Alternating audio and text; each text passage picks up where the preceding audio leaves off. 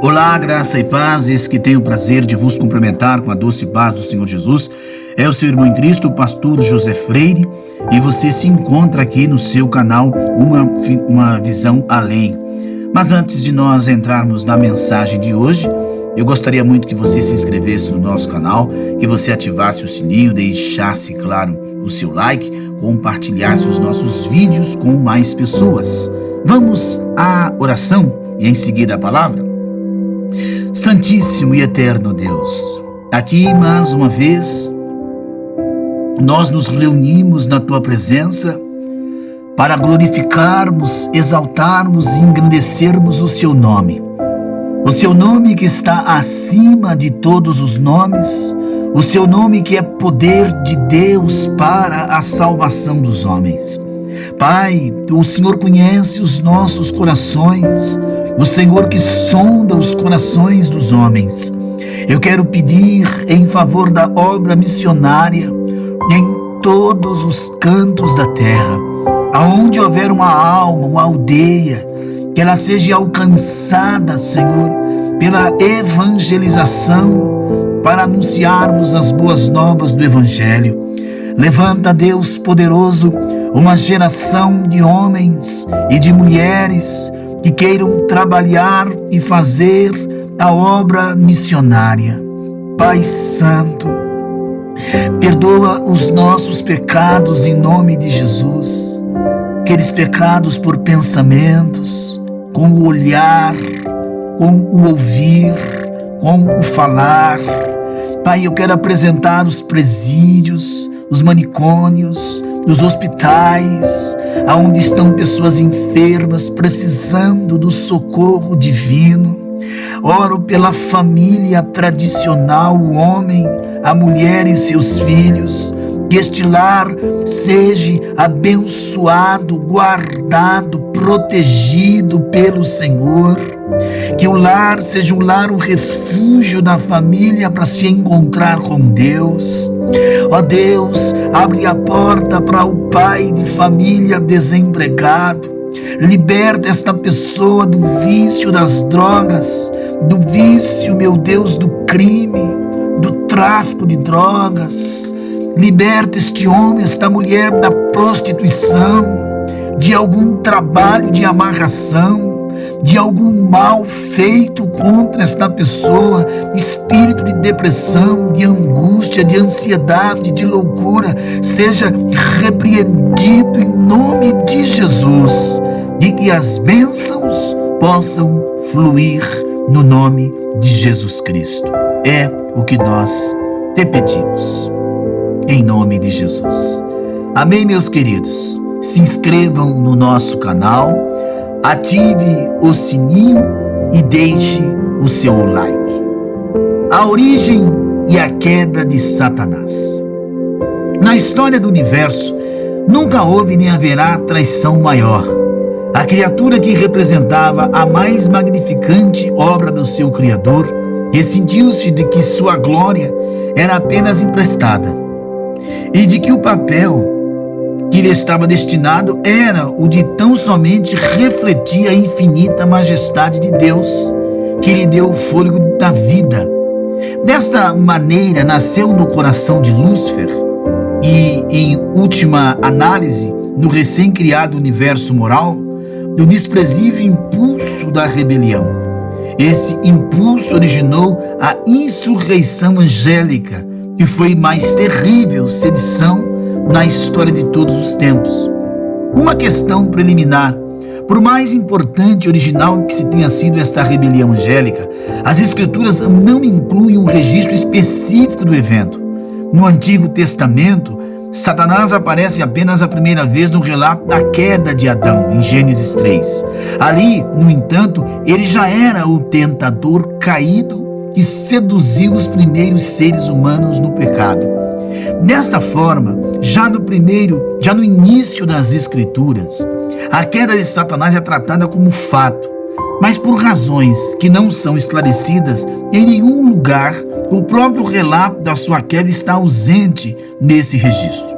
Assim, o evento é lembrado duas vezes nos escritos dos profetas por Isaías em meio a uma inspirada diatribe contra a Babilônia, de Isaías 14:11, e mais tarde por Ezequiel, quando ele repreende duramente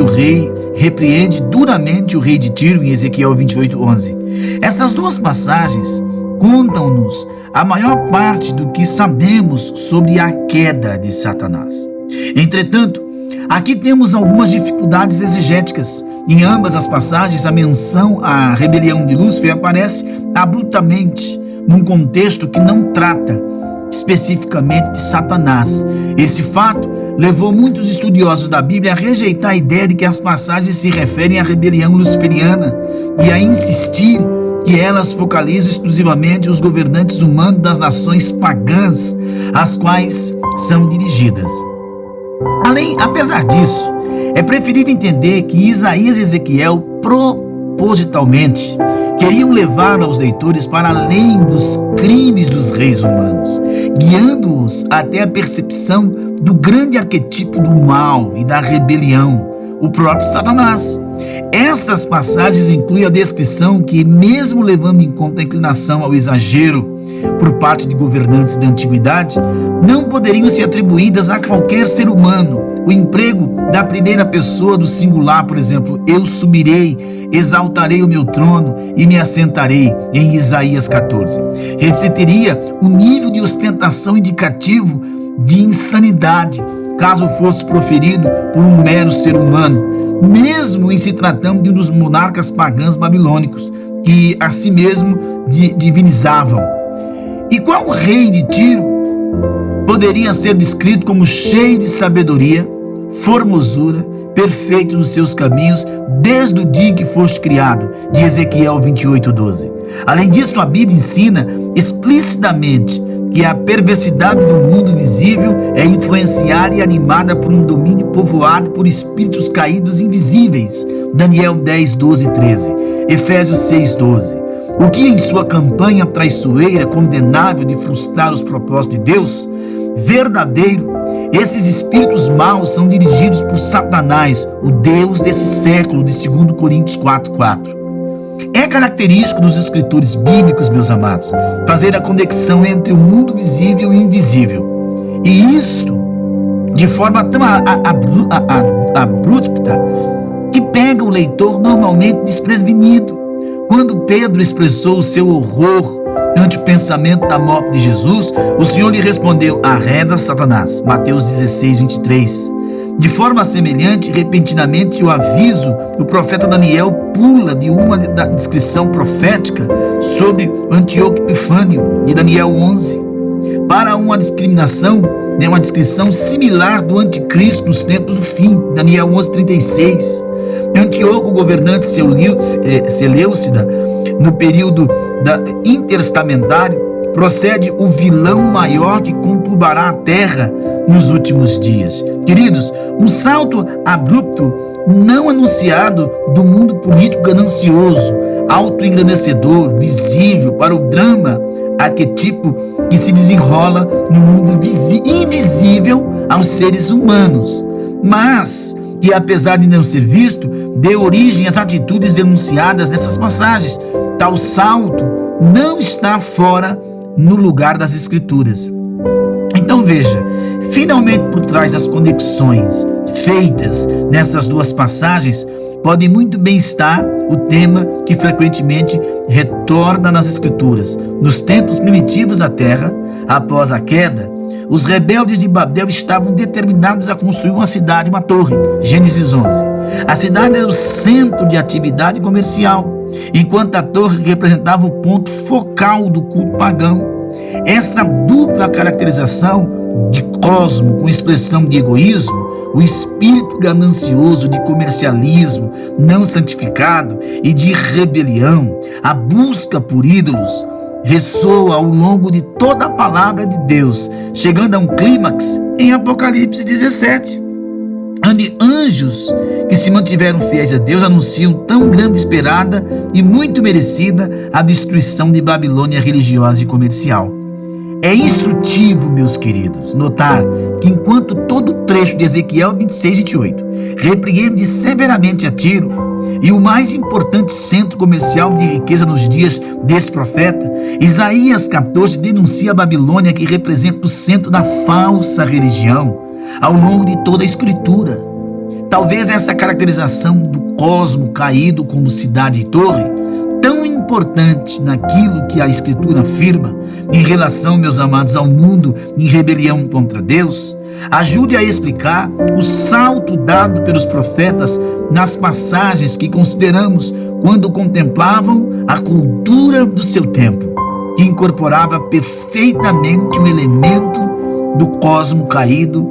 Cada um deles se sentiu compelido pelo Espírito Superintendente de Deus a focalizar a rebelião angélica dos tempos primitivos, a qual animava a rebelião humana que estavam denunciando. Então, dessa forma, essas duas críticas severas que identificam o espírito perverso de cobiça inescrupulosa, rebelião espiritual, ajudam a explicar por que tais espíritos predominam tantas vezes ao longo da história humana. E os textos referidos, ao mesmo tempo, também antecipam a destruição profeticamente narrada em Apocalipse 17 e 18. Mas e a linhagem de Satanás? De Isaías 14 a Ezequiel 28 emerge um quadro relativamente extenso de Satanás antes de sua rebelião. Sua pessoa, ele foi o ser mais exaltado de toda a criação, Ezequiel 28:13. A mais grandiosa das obras de Deus, um ser celestial radiante, que refletia da maneira mais perfeita o esplendor do seu Criador. Assim, ele apropriadamente era chamado de Lúcifer. Essa palavra vem de uma raiz hebraica que significa brilhar, sendo usada unicamente como título para referir-se à estrela de maior brilho e cujo resplendor mais resiste ao nascimento do sol. Então o nome Lúcifer tornou-se amplamente usado como título para Satanás antes da sua rebelião, porque é o equivalente latino dessa palavra. Na realidade, é difícil saber com certeza o termo foi empregado como sentido de nome próprio ou de expressão descritiva. Seu lugar.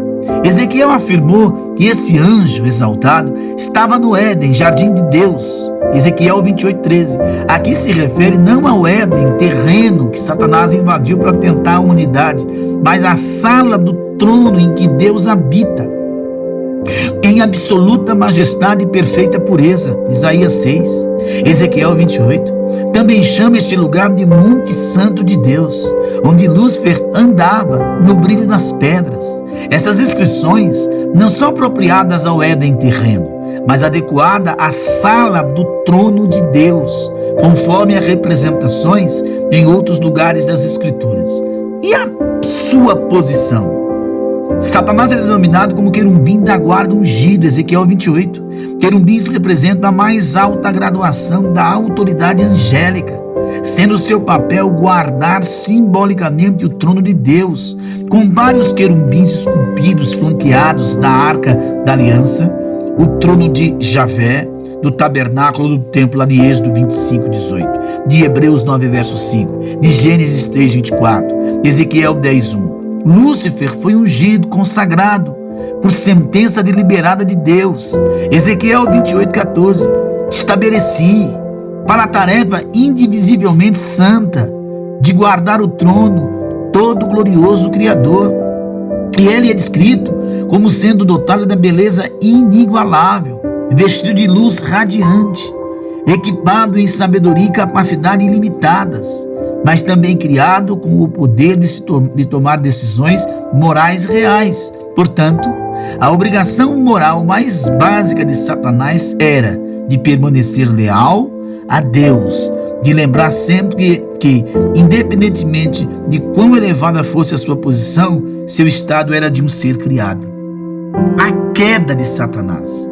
Neste ponto, encontramos-nos diante de um dos mais profundos mistérios do universo moral, conforme revelado nas Escrituras. Como é que o pecado entrou no universo? Está claro que a entrada do pecado tem conexão com a rebelião de Satanás, mas Como foi o impulso perverso surgiu no coração de alguém criado por Deus perfeitamente santo? E diante de tal enigma, temos que reconhecer que as coisas encobertas de fato pertencem a Deus, e as reveladas, no entanto, pertencem a nós. Deuteronômio 29:29. E 3 dessas realidades claramente reveladas merecem ser enfatizadas. Primeiro, a queda de Lúcifer foi resultado de uma insondável, pervertida determinação de usurpar a glória que pertence unicamente a Deus. E este fato é explicado em uma série de 5 afirmações que empregam verbos na primeira pessoa do singular, conforme registrado em Isaías 14. Nisto consiste a essência do pecado: o desejo e a determinação de viver como se a criatura fosse mais importante que o Criador.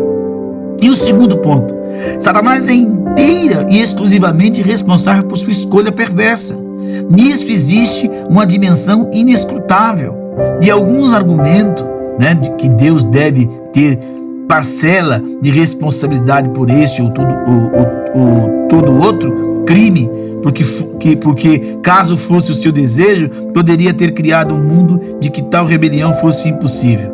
Outros dizem que Deus tivesse criado um mundo e que apenas pudesse fazer o que o Criador quisesse. Ele não poderia ser excluído dos agentes morais feitos à imagem de Deus, dotado de capacidade de tomar decisões reais e, consequentemente, de escolher adorar, amar a Deus. Há verdade nessa observação, mas também há mistério.